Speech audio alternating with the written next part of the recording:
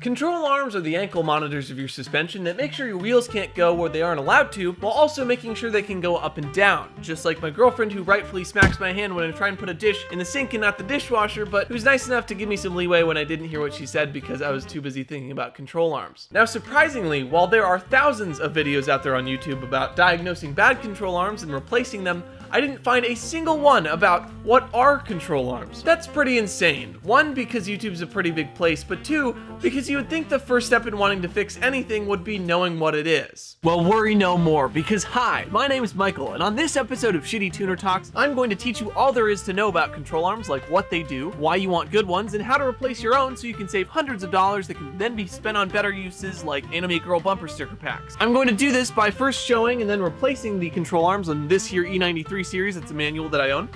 Which may or may not be the entire reason I'm making this video in the first place. Now, the quickest way to figure out what control arms do is to take yours off and then go for a drive. But, you know, since I value my life and my car, I'm not gonna do that. Let's instead take a high-level view and look at the core components of any suspension. You have a hub that holds the wheel, a spring to absorb impacts and hold weight, a shock absorber that makes sure your car doesn't become a sine wave after you hit a bump, depending on the wheel, an axle that provides power and potentially holds weight too, a sway bar that reduces body roll when cornering, and if we're talking about the front, a steering link that transfers your steering wheel movement to your wheel. Now that might sound like enough, but just like the oversight of some math that made a bridge turn into Indiana Jones' whip, I don't think you'd want to drive on this. So that's where control arms come in. They're a metal hinge that looks like this and has either one or two bushings on one end and then either a bushing or a ball joint on the other. The bushing end connects to the frame and limits movement to only one dimension, while the other end connects to the hub, and if it's a ball joint, allows movement in two dimensions. The consequence of this all being that your wheel has to remain roughly straight and centered in your wheel well as you're driving, which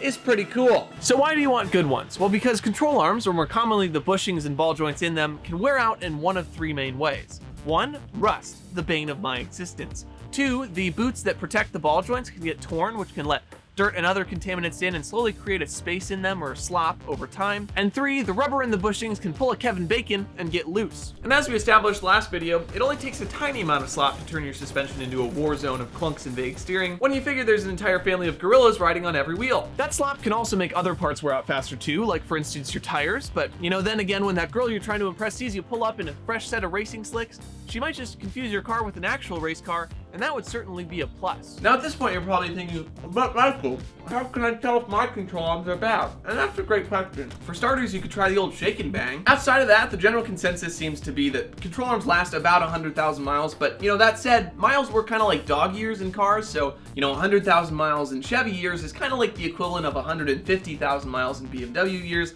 75,000 miles in Toyota years, and then somewhere between 5 and 10 million in Alfa Romeo years. Finally, how to replace your own control arms and save good money doing so. Now, this car right here actually has none of the symptoms that I just explained, except for maybe a little bit of wander in the steering, but the control arms have about 135,000 miles on them each in the front, and I've had so many experiences of trying to get in alignment only to be told that X, Y, or Z part was corroded or worn, that I'm just gonna do them anyway. Especially when many shops will not hesitate to pressure you into accepting a shaft up the ass. Tire Discounters, for instance, tried to get me to pay $600 to replace these two bad boys, a repair that, using better parts than what they quoted, costs $91. Now you figure, you know, must be quite a bit of labor then. 30 minutes. The guy who had never done this before, who was using hand tools and a hand jack, $1,000 an hour for labor, eh? This seems reasonable. So now that we've established that, replacing control arms is actually dead simple. You know, it's really so simple. Let's just jump into it.